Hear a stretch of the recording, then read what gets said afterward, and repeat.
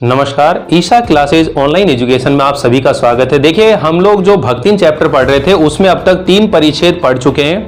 पूरा संक्षिप्त जो है इसका विवरण पढ़ चुके हैं, साथ ही जो 3 परिच्छेद है उसकी बुक रीडिंग भी कर चुके हैं। आज के इस वीडियो के अंदर हम जो चौथा परिच्छेद है उसकी रीडिंग करने वाले हैं और इस चौथे परिच्छेद के अंदर ही आपको जितने भी महत्वपूर्ण प्रश्न बनेंगे इस चैप्टर के अंदर वो भी मैं आपको समझाने वाला हूं। तो आप अपनी सभी बच्चे बुक निकाल लीजिए और बुक में जो ये माध्यमिक शिक्षा बोर्ड की बुक है उसमें 74 नंबर पेज है, 74 नंबर पेज, जहां लास्ट में हमने ये बात करी थी कि जो भक्तिन है उसकी जो बड़ी बेटी थी उसके कमरे में जो उसका जिठोत था, बड़ा जिठोत, वो अपने एक तीतर लड़ाने वाले तीतरबाज साले को भेज देता है और उसके बाद में पंचायत बैठती है। पंचायत में जबरन उसे उसका पति बना दिया जाता है, अपीलहीन फैसला होता है। ये सब बात होती थी और उसके बाद जो भक्तिन है लगान नहीं दे पाती है, जिसकी वजह से उसे अपमानित होना पड़ता है। इसलिए वह अगले ही दिन नौकरी के लिए कहां आ जाती है? शहर आ जाती है। तो जो चौथा परिच्छेद है जिसका अभी आरंभ हुआ है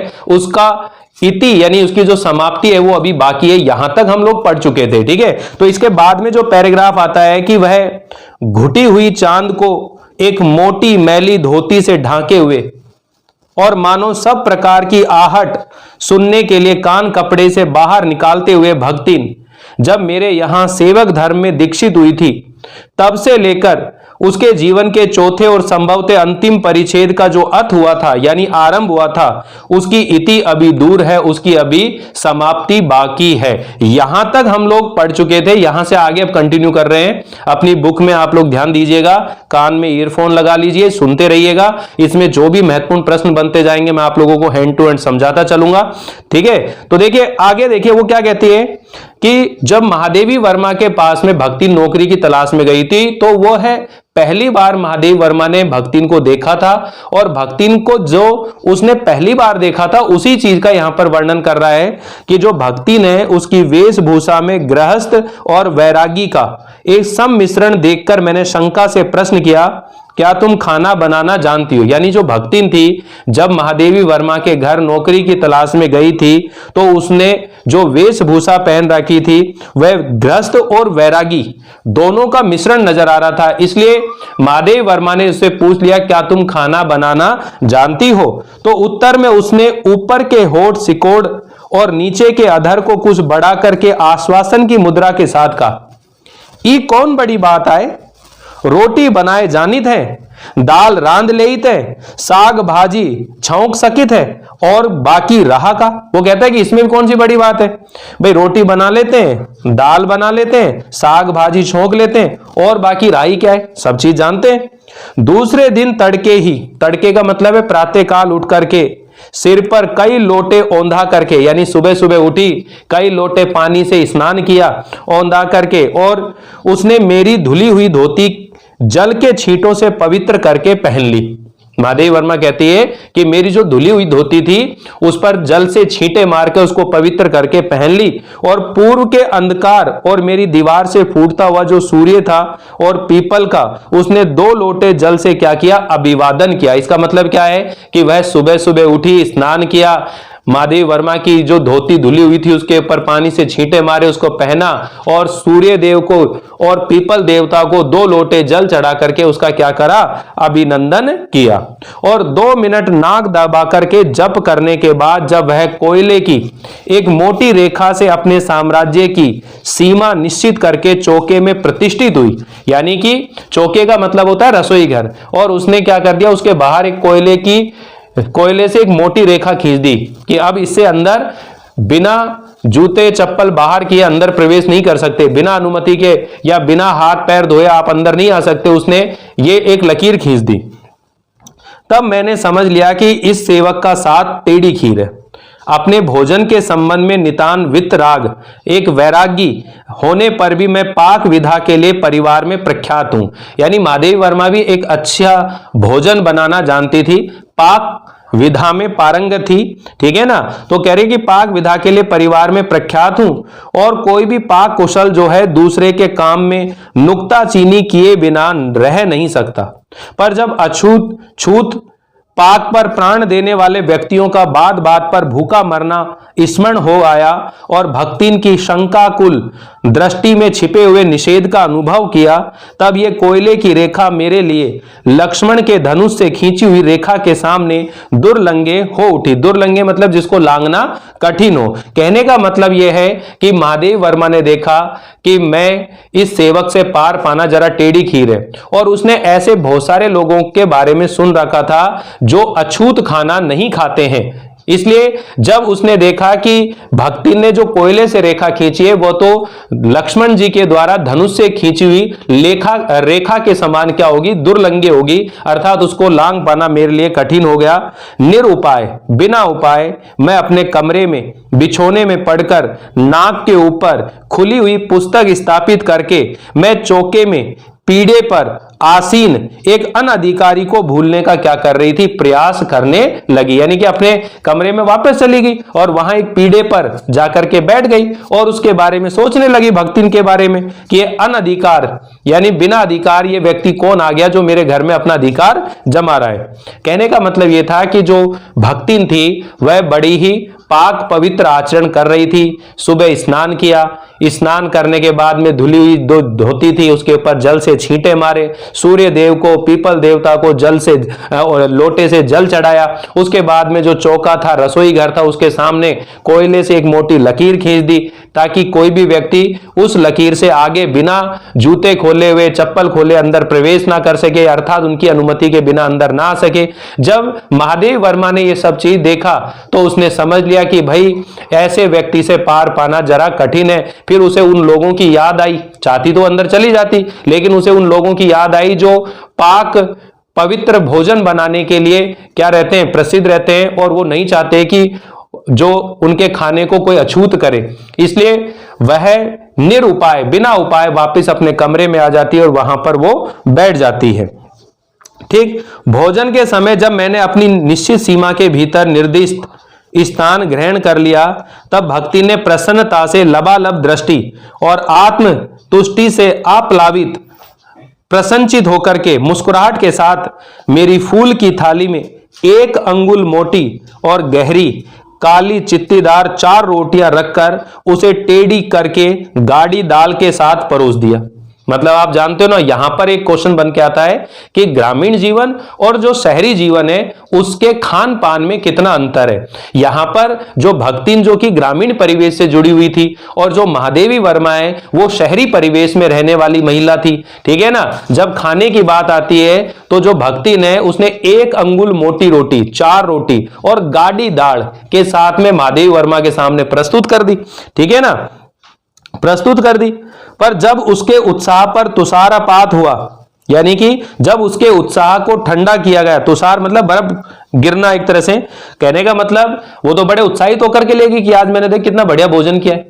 क्योंकि जो लक्ष्मी थी यानी जो भक्तिन थी वो अपने संयुक्त परिवार में रह करके खूब अच्छा भोजन बनाती थी। उसके ससुर ने, उसके अजिया ससुर ने, उन्होंने खूब उसकी तारीफ की थी। वो कोई अनपढ़ तो थी नहीं, मतलब खाना बनाना जानती थी कुल मिलाकर के। लेकिन जितने उत्साह से उसने महादेव वर्मा के लिए खाना बनाया और लेकर गई, तो महादेव वर्मा ने उसके उत्साह पे क्या कर दिया, ठंडा कर दिया तुषारपात करते हुए। और मैंने रुआंसे भाव से कहा, ये क्या बनाया है? तब वह हद बुद्धि हो उठी, तब मानो उसकी बुद्धि क्या हो गई हो, नष्ट हो गई हो। तो फिर वो तर्क देती है। क्या तर्क देती है? भाई रोटियां अच्छी सेकने के प्रयास में कुछ अधिक खरी हो गई है, पर अच्छी हैं। तरकारियां थी, घर में सब्जियां थी, तरकारियां थी, पर जब दाल बनी है तब उनका क्या काम? शाम को दाल न बनाकर तरकारी बना दी जाएगी। दूध घी मुझे अच्छा नहीं लगता था, नहीं तो सब ठीक हो जाता।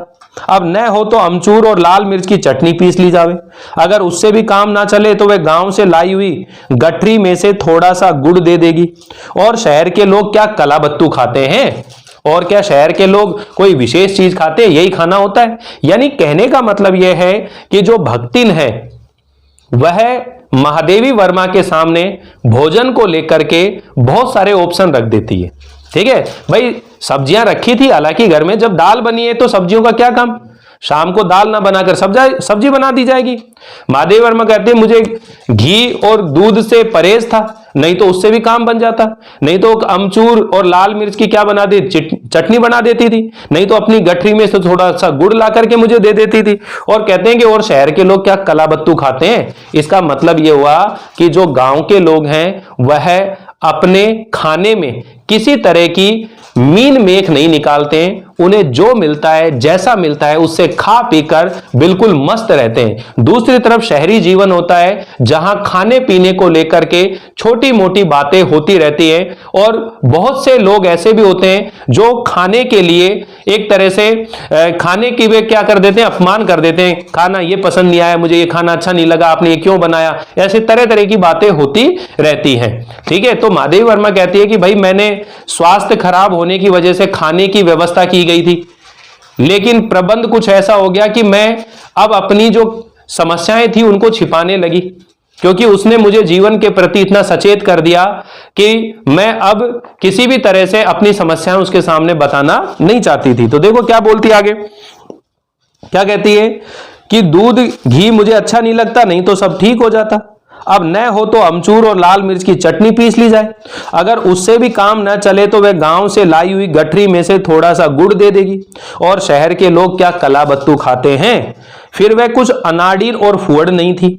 उसके ससुर, उसके पिता ससुर, उसके चाचा ससुर यानी अजिया सास आदि ने उसकी पाक कुशलता के लिए, उसके भोजन बनाने की जो कला है उसके लिए न जाने कितने मौखिक प्रमाण पत्र दे रखे थे। भक्तिन के इस सार गर्भित लेक्चर का प्रभाव यह हुआ कि मैं मीठे से विरक्ति के कारण, बिना गुड़ के और घी से अरुचि के कारण रूखी दाल से एक मोटी रोटी खाकर बहुत ठाठ से यूनिवर्सिटी पहुंची और न्याय सूत्र पढ़ते पढ़ते शहर और देहात के जीवन के इस अंतर पर विचार करती रही। तो आपका एक क्वेश्चन यहां यह बन सकता है कि शहरी और ग्रामीण जीवन में क्या अंतर है, कि जो ग्रामीण जीवन, ग्रामीण जो संस्कृति होती है वहां पर खान पान को लेकर के लोग एक तरह से सहज रहते हैं, उन्हें जो मिलता है जैसा मिलता है उसे खा पीकर मस्त रहते हैं, किंतु शहर के लोग खाने पीने को लेकर के बहुत ही संकुचित विचारधारा में एक तरह से जीते हैं। उन्हें अपने मन पसंद का खाना मिलना जरूरी होता है, उन्हें अपने मन पसंद का खाना क्या होता है, मिलना जरूरी होता है। तो इस तरह से ये सब चीजें यहां पर बात होती है। अब देखिए ये क्या कहती है कि भाई अलग भोजन की व्यवस्था करनी पड़ी थी, लेकिन अपने गिरते हुए स्वास्थ्य और परिवार वालों की चिंता निवारण के लिए, पर प्रबंध ऐसा हो गया कि उपचार का प्रश्न ही खो गया। इस देहाती वृद्धा ने जीवन की सरलता के प्रति मुझे इतना जागृत कर दिया था कि मैं अपनी असुविधाएं छिपाने लगी।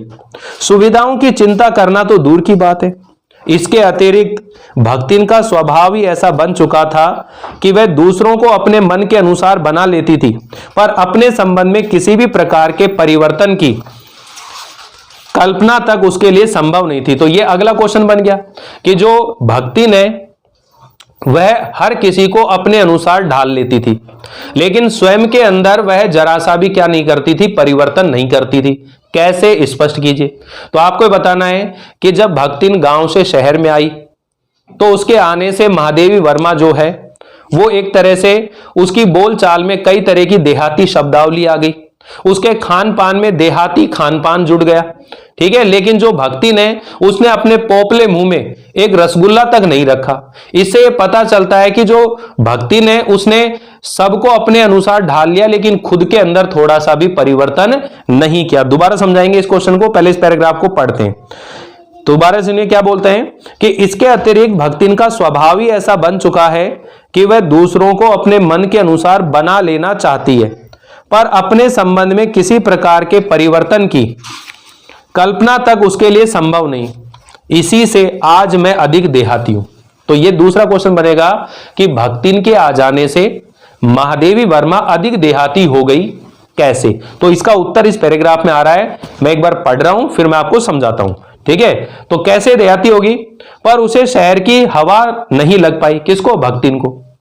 अब वो क्या कहती है, देखिए भक्तिन कि मकई का यानी मक्के का रात को बना हुआ जो दलिया है सवेरे मट्ठे से सौंधा लगता है। मतलब सुबह छाछ के साथ खाते हैं तो बड़ा ही स्वादिष्ट लगता है। बाजरे के तिल लगाकर बनाए हुए पुए गरम कम अच्छे लगते हैं। ज्वार के भुने हुए भुट्टे के हरे दानों की खिचड़ी स्वादिष्ट होती है। सफेद महुए की लपसी संसार भर के हलवे को लजा सकती है आदि वह मुझे क्रियात्मक रूप से सिखाती रहती है। पर यहां का रसगुल्ला तक भक्तिन के पोपले मुंह में प्रवेश करने का सौभाग्य प्राप्त नहीं कर सका। मेरे रात दिन नाराज होने पर भी उसने साफ धोती पहनना नहीं सीखा, पर मेरे स्वयं धोकर फैलाए हुए कपड़ों को भी वह तय करने के बहाने सिलवटों से भर देती है। मुझे उसने अपनी भाषा की अनेक दंत कथाएं कंठस्थ करा दी थी, पर पुकारने पर वह आए के स्थान पर जी कहने का शिष्टाचार भी नहीं सीख सकती थी। भाई महादेवी वर्मा मालिक थी और भक्ति नौकरानी थी, तो शहर के अंदर बोलते ना भाई भक्तिन, तो अपन तो बोलते हैं जी आई, लेकिन उसको जब आवाज देते तो वो जी नहीं बोलती थी, क्या कहते हैं आए, मतलब आए, मतलब गांव की भाषा में अपने अंदर उसने जरा सा भी परिवर्तन नहीं किया। ठीक है, उसको कहते हैं कि भाई साफ सुथरी धोती पहना करो, लेकिन वो नहीं मानती थी। लेकिन महादेवी वर्मा की जो धुली हुई धोती भी रखी है उनको भी तय करने के बहाने सिलवटों से भर देती है। ठीक है, इसका मतलब यह हुआ कि जो भक्तिन है वह अपने अंदर थोड़ा सा भी परिवर्तन नहीं करती है, जबकि महादेवी वर्मा जो है उसके आ जाने से अधिक देहाती हो गई थी। क्यों हो गई थी?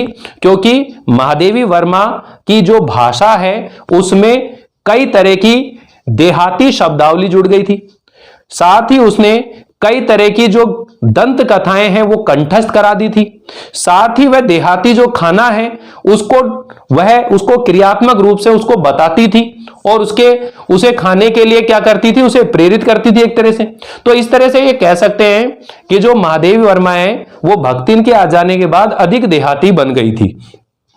अब अगला क्वेश्चन आ गया कि भक्तिन अच्छी है यह कहना कठिन होगा क्योंकि उसमें दुर्गुणों का अभाव नहीं। ये लाइन दे देंगे आपको कि भक्तिन अच्छी है यह कहना कठिन होगा क्योंकि उसमें दुर्गुणों का अभाव नहीं है। कैसे? तो आपको ये बताना है कि भक्तिन अच्छी है यह कहना कठिन होगा। इसका मतलब क्या हुआ कि भक्तिन अच्छी है यह कहना कठिन होगा क्योंकि वो अच्छी नहीं है, क्योंकि भक्तिन में भी बहुत सारी बुराइयां हैं। दुर्गुण का मतलब ही होता है बुराइयां, कि उसमें भी दुर्गुणों की कमी नहीं है, उसमें भी अनेक तरह की बुराइयां हैं। वो कोई सत्यवादी हरिश्चंद्र नहीं हो सकती, ठीक है ना। लेकिन वह क्या करती है कि जो बात मुझे पसंद नहीं होती है उसे वह घुमा फिरा करके कहती है ताकि मुझे दुख ना हो, कष्ट ना हो, हमेशा मुझे प्रसन्न करने की कोशिश करती है। और मेरे जो रुपये इधर उधर पड़े रहते हैं उन्हें उठा करके वह अपने पास रख लेती है। अगर इस बारे में कोई उससे कहता है कि भक्तिन ये तो चोरी है, तो वह उसके साथ में एक शास्त्रार्थ करने के लिए तैयार हो जाती है। वो कहता है कि कैसी चोरी, ये तो अपना घर ठहरा और अपने घर में जो रुपये पैसे इधर उधर पड़े उनको उठाकर रख लिया, ये क्या चोरी है? और जो बातें मुझे पसंद नहीं है उसको घुमा फिरा कर कह दी, तो बोले कि ये क्या झूठ है। बोला इतनी चोरी इतना झूठ तो धर्मराज महाराज भी करते होंगे, नहीं तो वे भगवान को प्रसन्न कैसे करते होंगे। तो ये इसका उत्तर है। तो दोबारा सुनिएगा क्या बात बतानी है कि भक्तिन अच्छी है यह कहना कठिन होगा, उसमें दुर्गुणों की कमी नहीं है। कैसे? स्पष्ट कीजिए, सुनिए ध्यान से। वह सत्यवादी हरिश्चंद्र नहीं बन सकती, पर नरो व कुंजरो व कहने में भी विश्वास नहीं कर। देखो, नर अथवा कुंजर, कुंजर का मतलब होता है हाथी, ठीक है ना। जब कौरव और पांडवों का युद्ध चल रहा था तो वहां पर एक स्थिति ऐसी आती है जब पांडवों की स्थिति थोड़ी कमजोर पड़ने लग जाती है, ठीक है ना।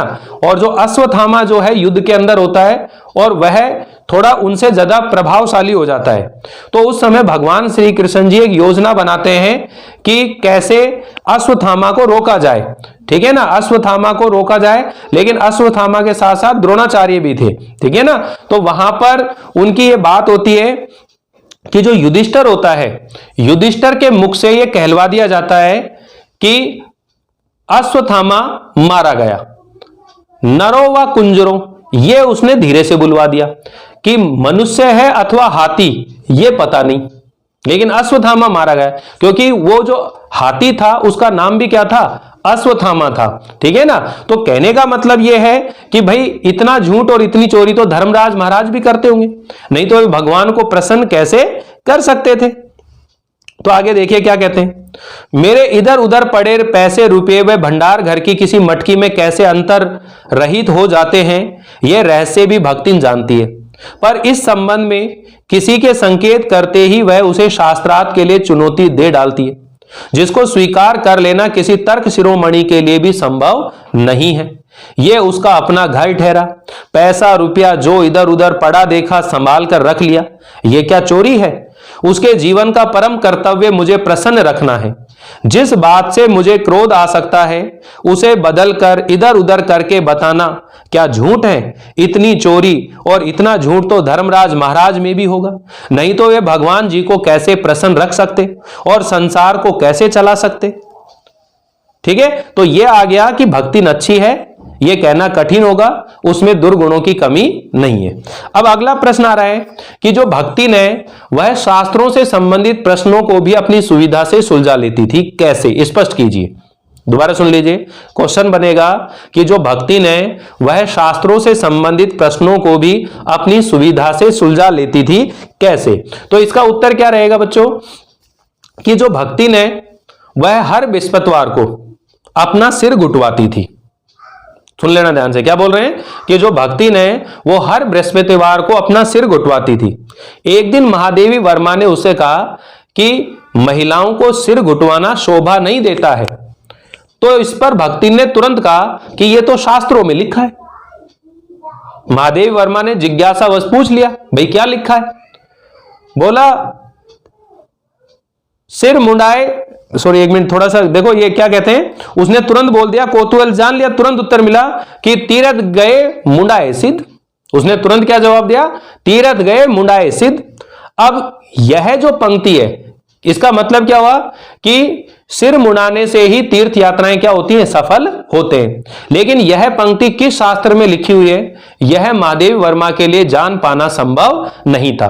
तो इससे पता लगता है कि शास्त्रों से संबंधित जो प्रश्न होते थे वे भी भक्तिन बड़ी ही आसानी से सुलझा लेती थी। तो क्वेश्चन समझ लेना कि शास्त्रों से संबंधित प्रश्न भी भक्तिन अपनी सुविधा से सुलझा लेती थी, कैसे? स्पष्ट कीजिए। तो सुनिए ध्यान से, ठीक है। शास्त्र का प्रश्न भी भक्तिन अपनी सुविधा के अनुसार सुलझा लेती है। मुझे स्त्रियों का सिर घुटाना अच्छा नहीं लगता, अतः मैंने भक्तिन को रोका। उसने अकुंठित भाव से उत्तर दिया कि शास्त्र में लिखा है। कौतूहलवश जिज्ञासावश मैंने पूछ ही बैठी, क्या लिखा है? तुरंत उत्तर मिला, तीरथ गए मुंडाए सिद्ध। अब कौन से शास्त्र का यह रहस्यमय सूत्र है यह जान लेना मेरे लिए संभव नहीं था, अतः मैं हार कर मौन हो रही। और भक्तिन का जो चूड़ा कर्म है, सिर पर गंजा होना, हर बृहस्पतिवार को एक दरिद्र नापित के, एक गरीब नाई के गंगा जल से धुले हुए उस्तरे के द्वारा यथाविधि निष्पन्न होता रहा। लगातार काम चलता रहा। तो कहने का मतलब ये एक क्वेश्चन बन गया, 2 नंबर में छोटा क्वेश्चन बन सकता है। पर वह मूर्ख है या विद्या बुद्धि का महत्व तो नहीं जानती, यह कहना असत्य कहना है। अब यह भी कल आ गया कि वह मूर्ख है या विद्या बुद्धि का महत्व नहीं जानती, यह कहना असत्य है। अपने विद्या के अभाव को वह मेरी पढ़ाई लिखाई पर अभिमान करके भर लेती है। एक बार जब मैंने सब काम करने वालों से अंगूठे के निशान के स्थान पर हस्ताक्षर लेने का नियम बनाया, तब भक्तिन बड़े कष्ट में पड़ गई, क्योंकि एक तो उससे पढ़ने की मुसीबत नहीं उठाई जा सकती थी, दूसरा सब गाड़ीवान दाइयों के साथ बैठकर पढ़ना उसकी वयोवृद्धता का अपमान था।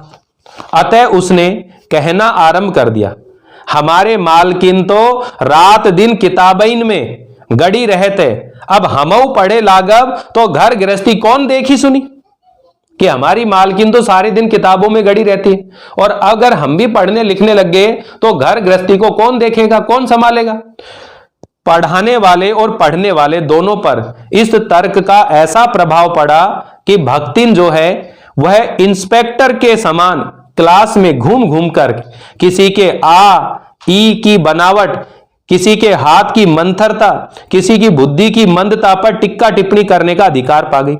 उसे तो अंगूठा निशानी देकर वेतन लेना नहीं होता था, इसी से बिना पढ़े ही वह पढ़ने वालों की गुरु बन बैठी। तो यह क्वेश्चन यहां से बनता है कि वह मूर्ख थी या विद्या बुद्धि का महत्व नहीं जानती थी, यह कहना संभव है, असत्य है, ठीक है ना। और एक तरह से जो भक्तिन है वो बिना पढ़े लिखे ही उन पढ़ने वालों की गुरु बन बैठी थी कैसे? ये क्वेश्चन यहां से बनता है। तो आपको बताना है कि भाई एक दिन महादेवी वर्मा ने अपने काम करने वाले सभी लोगों से कहा कि आगे से तुमको जो वेतन मिलेगा वो अंगूठा लगा करके नहीं मिलेगा बल्कि हस्ताक्षर करके मिलेगा। तब भक्तिन अपने आप को बड़ा कष्ट में अनुभव करती है, लेकिन तभी से वे कहने लगती है कि सभी लोग पढ़ने लिखने लग गए तो इस घर गृहस्थी को कौन संभालेगा। इस बात पर उसे पढ़ने से क्या मिल जाता है? छुटकारा मिल जाता है, ठीक है ना। लेकिन इसी बीच में वह उन पढ़ने वालों के बीच में किसी के आ और ई की बनावट को सही करवाती है, किसी से कहती है देख कितना स्लो लिख रहा है, कितना धीरे लिख रहा है, मंथरता पर, ठीक है ना, किसी की मंद बुद्धि पर उसे टिक्का टिप्पणी करने का अधिकार पा लेती है। इस तरह वह बिना पढ़े ही उन पढ़ने वालों की गुरु बन जाती है, ठीक है। एक क्वेश्चन यहां से सेट हो गया आपको। आगे देखिए, वह अपने तर्क के लिए नहीं बल्कि तर्कहीनता के लिए भी प्रमाण खोज लेने में चतुर थी। पटु का मतलब चतुर थी। अपने आप को महत्व देने के लिए ही वह अपनी मालकिन को असाधारणता देना चाहती है, पर इसके लिए भी प्रमाण की खोज ढूंढ आवश्यक हो उठती है। जब एक बार मैं उत्तर पुस्तकों और चित्रों को लेकर व्यस्त थी तब भक्तिन सबसे कहती घूमी, वो बिचारी तो रात दिन काम में झुकी रहती है और तुम पचे ही घूमते फिरते हो, चलो तनिक हाथ बटाए लो। सब जानते थे कि ऐसे कामों में हाथ नहीं बटाया जा सकता। यानी कि कहने का मतलब है कि वह तर्क के लिए ही नहीं बल्कि तर्कहीनता के लिए भी प्रमाण खोजने में चतुर थी। कैसे? ये लाइन देकर के क्वेश्चन पूछेंगे कि जो भक्तिन है वो तर्क के लिए नहीं बल्कि तर्कहीनता के लिए प्रमाण खोजने में भी चतुर थी। कैसे? तो आपको बताना है कि महादेवी वर्मा के घर में जब वह काम करती थी तो जो भक्तिन है वह काम करने वाले लोगों से कहती है कि ये बेचारी तो रात दिन किताबों में गड़ी रहती है और तुम लोग इधर उधर घूमते रहते हो, थोड़ा सा हाथ क्यों नहीं बंटवा लेते इनके काम में। जबकि वो जितने भी लोग थे वो सब जानते थे कि वो महादेवी वर्मा के काम में कोई हाथ नहीं बटा सकते थे, इसलिए सब उससे भक्तिन से पिंड छुड़ाते। लेकिन स्वयं भक्तिन कोई मदद ना कर सके ऐसा नहीं था। तो वह क्या करती थी, जब महादेवी वर्मा काम करती थी यानी कि कोई जो पुस्तक उसकी इधर उधर फैली रहती थी उनको उठा करके व्यवस्थित कर देती थी, चटाई को साफ कर देती थी, उसके रंग भरने की जो कुल्लड़ियां होती थी उसको साफ कर देती थी, ठीक है ना। बीच बीच में उसको चाय शिकंजी शरबत बनाकर उसकी भूख का निवारण कर देती थी। इससे यह पता लगता है कि जिस काम को करने में घर के अन्य लोग सोच भी नहीं सकते थे उस काम को भक्तिन ने करके दिखाया। इससे पता चलता है कि वह तर्क के लिए नहीं बल्कि तर्कहीनता के लिए भी प्रमाण खोजने में कैसी थी? सक्षम थी और वह और लोगों की अपेक्षा अधिक समझदार थी।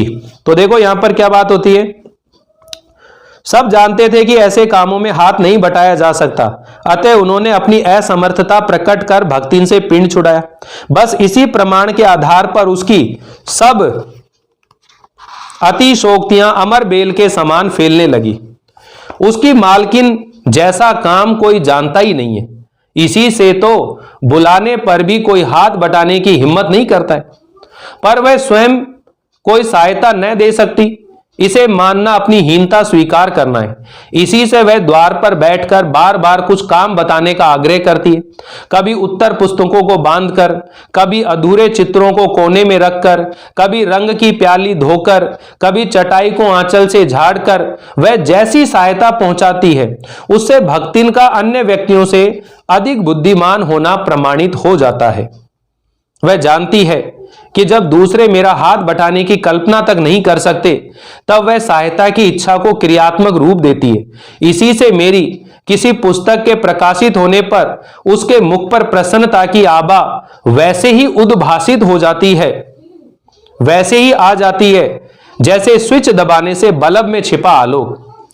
वह सूने में उसे बार बार छूकर, आंखों के निकट ले जाकर और सब ओर घुमा फिराकर मानो अपनी सहायता का अंश खोजती है। और उसकी दृष्टि में व्यक्त आत्मघोष कहता है कि उसे निराश नहीं होना पड़ता। वह स्वाभाविक भी है। किसी चित्र को पूरा करने में व्यस्त मैं जब बार बार कहने पर भी भोजन के लिए नहीं उठती तब वह कभी दही का शरबत, कभी तुलसी की चाय वहीं देकर मेरी भूख का कष्ट जो है उसका कष्ट नहीं सहने देती थी। तो इस तरह से जो भक्तिन है वह महादेवी वर्मा की क्या करती है, सहायता करती है ऐसे काम में जिस काम में घर के अन्य लोग उसकी सहायता करने के बारे में सोच भी नहीं सकते हैं। दिन भर के कार्यभार से छुट्टी पाकर जब मैं कोई लेख समाप्त करने या अपने किसी भाव को छंदबद्ध करने बैठती हूं, तब छात्रावास की रोशनी बुझ चुकती है और मेरी हिरनी, अब ध्यान रख लेना ये नाम आ रहे हैं कि हिरनी जो है उसका नाम क्या था, हिरनी का मतलब हिरणी होगी, हिरनी का नाम क्या है, सोना। ये बता रहा है कि महादेवी वर्मा के घर में कुछ पालतू जानवर पशु उसने पाल रखे थे, उनके नाम है, ठीक है, कुत्ते बिल्ली गिलहरी जैसे आप वो पाल के रखती थी उनके नाम है यहां पर। तो कहते हैं कि जो मेरी हिरनी है सोना वो तख्त के पैताने फर्श पर बैठकर पागुर करना बंद कर देती है। कुत्ता बसंत, कुत्ते का नाम क्या है, बसंत, ये भी नोट करना है। कुत्ता जो बसंत है वो भी क्या हो जाता है, छोटी मचिया पर पंजों में, मचिया मतलब खाट पे, ठीक है ना, छोटी मचिया पर पंजों में मुख रखकर आंखें मूंद लेता है। और बिल्ली गोधूली, बिल्ली का नाम क्या है, गोधूली, बिल्ली का नाम क्या है, गोधूली। बिल्ली जो गोधूली है मेरे तकिए पर सिकुड़कर सोई रहती है, पर मुझे रात की निस्तब्धता में अकेली न छोड़ने के विचार से। इसका मतलब यह है, देखो हिरनी भी सो जाती है, हिरनी का नाम सोना है, कुत्ते का नाम बसंत है, बिल्ली का नाम गोधूली, ये सारे जो हैं जीव वहां पर सो जाते हैं, लेकिन जो भक्तिन है वो हमेशा तटस्थ होकर के जागती रहती है, ध्यान रखती रहती है कि उसे किसी चीज की आवश्यकता तो नहीं है महादेवी वर्मा को, ठीक है ना। तो मुझे रात की निस्तब्धता में, निस्तब्धता का मतलब मौन सन्नाटे में, अकेली न छोड़ने के विचार से कोने में दरी के आसन पर बैठकर बिजली की चकाचौंध से आंखें मिचमिचाती हुई भक्तिन प्रशांत भाव से, शांत भाव से जागरण करती है। वह ऊंघती भी नहीं है, क्योंकि मेरे सिर उठाते ही उसकी धुंधली दृष्टि मेरी आंखों का अनुसरण करने लगती है। यदि मैं सिराने रखे रैक की ओर देखती हूं तो वह उठकर आवश्यक पुस्तक का रंग पूछती है, यदि मैं कलम रख देती हूं तो वह शाई उठा लाती है, और यदि मैं कागज एक ओर सरका देती हूं तो वह दूसरी फाइल टटोलती है। बहुत रात गए सोने पर भी मैं जल्दी उठती हूं, और भक्तिन को तो मुझसे भी पहले जागना पड़ता है। सोना उछल कूद के लिए बाहर जाने को आकुल रहती है, बसंत नित्य कर्म करने के लिए दरवाजा खुलवाना चाहता है, और गोधूली चिड़ियों की चहचहाट में शिकार का आमंत्रण सुन लेती है, ठीक है। इस तरह से क्या मतलब है कि जो भक्तिन है वो महादेवी वर्मा का बहुत ज्यादा ख्याल रखती है, बहुत अच्छी सेवा उसकी करती है। आगे कहती है, मेरे भ्रमण की भी एकांत साथीन भक्तिनी रही है। बद्री केदार आदि के ऊंचे नीचे और तंग पहाड़ी रास्ते में जैसे वे हट करके मेरे आगे चलती रही, वैसे गांव की धूल भरी पगडंडी पर मेरे पीछे रहना नहीं भूलती। किसी भी समय कहीं भी जाने के लिए प्रस्तुत होते ही मैं भक्तिन को छाया के समान साथ पाती हूं। युद्ध को देश की सीमा में बढ़ते देख जब लोग आतंकित हो उठे तब भक्तिन के बेटी दामाद उसके नाती को लेकर बुलाने आ पहुंचे, पर बहुत समझाने बुझाने पर भी वह उनके साथ नहीं जा सकी।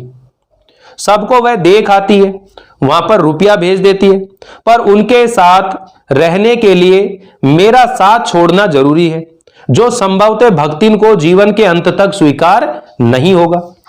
जब गत वर्ष यानी जब पिछले वर्ष युद्ध के भूत ने वीरता के स्थान पर पलायन वृत्ति जगा दी थी, तब भक्तिन पहली बार सेवक की विनीत मुद्रा के साथ मुझसे गांव चलने का अनुरोध करने आई।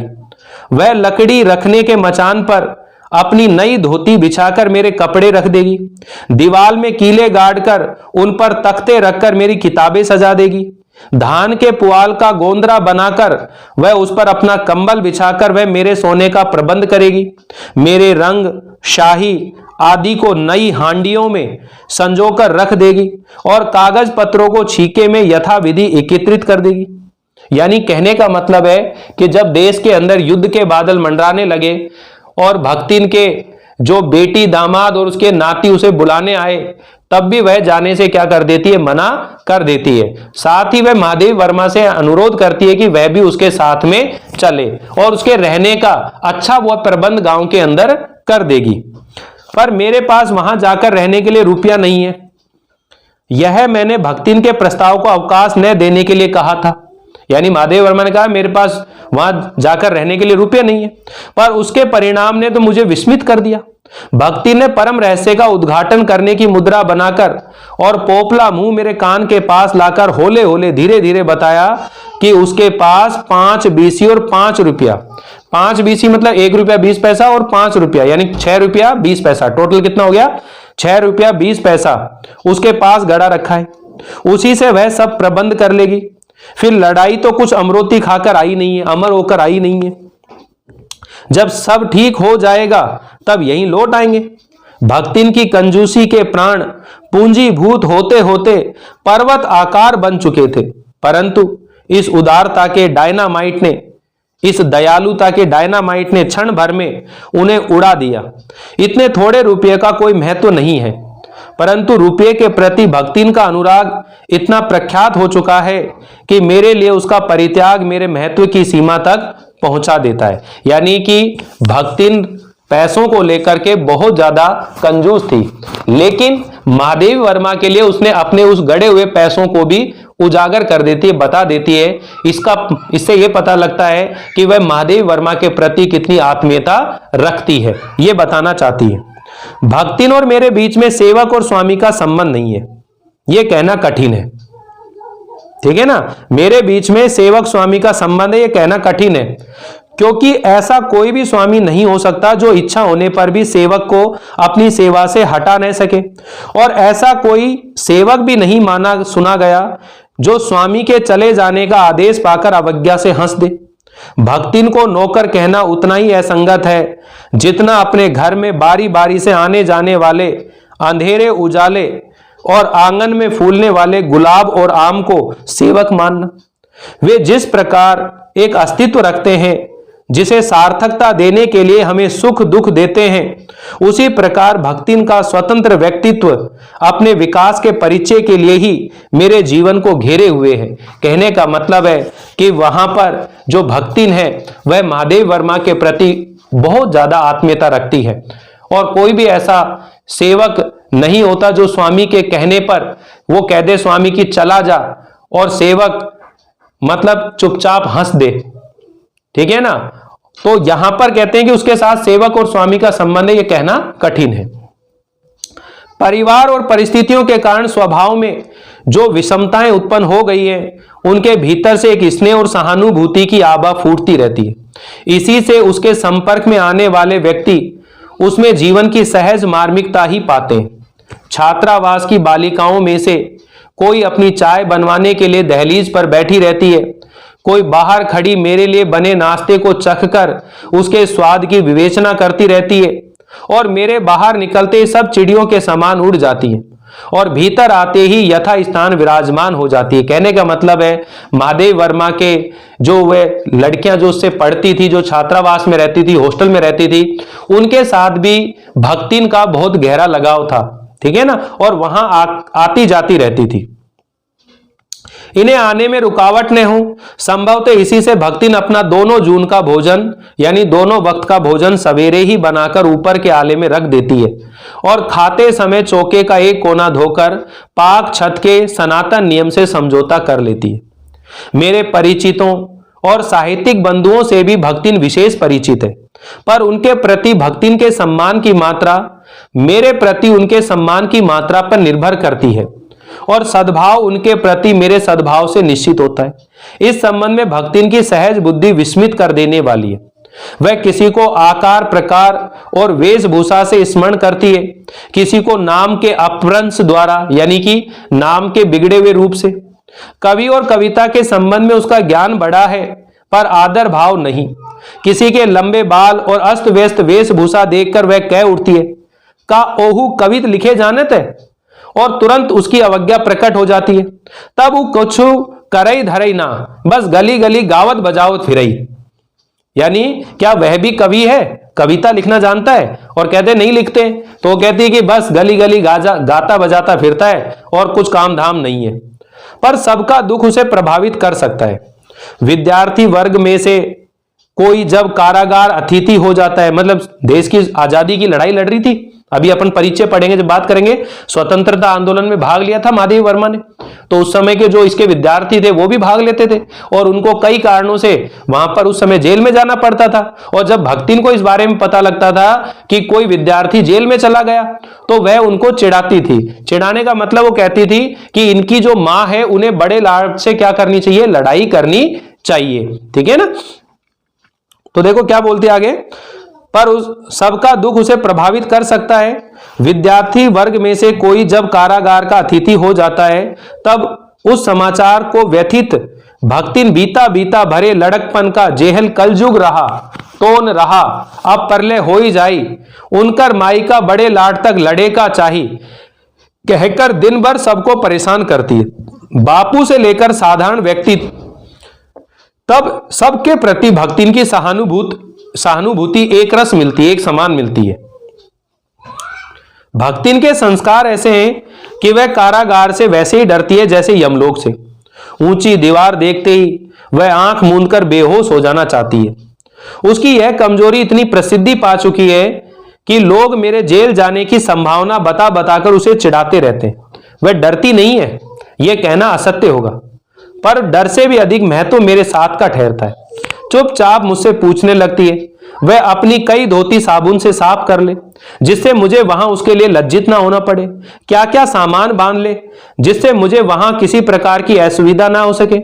ऐसी यात्रा में किसी को किसी के साथ जाने का अधिकार नहीं है। यह आश्वासन भक्तिन के लिए कोई मूल्य नहीं रखता है। वे मेरे न जाने की कल्पना से इतनी प्रसन्न नहीं होती जितनी अपने साथ न जा सकने की संभावना से वह अपमानित होती है। भला ऐसा अंधेर हो सकता है जहां मालिक वहां नौकर। मालिक को ले जाकर बंद कर देने में इतना अन्याय नहीं है, पर नौकर को अकेले मुक्त छोड़ देने में पहाड़ के बराबर अन्याय है। ऐसा अन्याय होने पर भक्तिन को बड़े लाड तक लड़ना पड़ेगा। किसी की माई यदि बड़े लाड तक नहीं लड़ी तो नहीं लड़ी, पर भक्तिन का तो बिना लड़े काम ही नहीं चल सकता। ऐसे विषम प्रतिद्वंदियों की स्थिति कल्पना में भी दुर्लभ है। मैं प्राय सोचती हूं कि जब ऐसा बुलावा आ पहुंचेगा जिसमें न धोती साफ करने का अवकाश रहेगा, न सामान बांधने का, न भक्तिन को रुकने का अधिकार होगा, न मुझे रोकने का, तब चिर विदा के अंतिम क्षणों में ये देहातीन वृद्धा क्या करेगी और मैं क्या करूंगी। भक्तिन की कहानी अधूरी है, पर उसे खोकर मैं पूरी नहीं करना चाहती। तो देखिए बच्चों, यहां ये जो चैप्टर है कंप्लीट हो चुका है और अब जो नेक्स्ट वीडियो आपके पास आने वाला है इसके बाद में, उसमें मैं आप लोगों को महादेवी वर्मा का परिचय और व्याख्या, ये दो चीज जरूर करवाऊंगा, क्योंकि अपना ये जो पहला काम चल रहा है अभी, उसमें हमें व्याख्याओं की प्रैक्टिस करनी है और परिचय याद करना है। क्योंकि 6 नंबर की व्याख्या आनी है, 4 नंबर का परिचय आना है। 32 नंबर की ये टोटल किताब है। 32 नंबर की जो किताब है उसमें 16 नंबर तो इसी बात के हैं कि एक गद्य में व्याख्या, एक पद में व्याख्या 6-6 नंबर की होगी और 4 नंबर का आपका परिचय हो गया। पूरी किताब के रट्टे मारने की बजाय हमें स्मार्ट तैयारी करनी है, एक तरीके से तैयारी करनी है, व्याख्याओं की प्रैक्टिस करनी है और परिचय याद करना है। ये पूरे जो चैप्टर हम लोगों ने पढ़ा है, ये सारे पैराग्राफ आप लोगों के माइंड में होने चाहिए कि इन पैराग्राफों में किस चीज का वर्णन चल रहा है। तो उम्मीद है कि आप लोग एक बार स्वयं बैठ करके इस बुक की रीडिंग जरूर कर लेंगे, क्योंकि एक बार रीड करना बहुत जरूरी है आप लोगों को द्वारा पूरे चैप्टर को अच्छे से रीड करना, ताकि और अच्छे से समझ में आ जाए चैप्टर। कल जो वीडियो आएगा उसके अंदर हम लोग व्याख्या के बारे में बात करेंगे, इसके प्रश्नों के बारे में बात करेंगे और जो महादेवी वर्मा है उसके परिचय के बारे में बात करेंगे। मिलते हैं नेक्स्ट वीडियो में, तब तक के लिए थैंक यू, बाय बाय।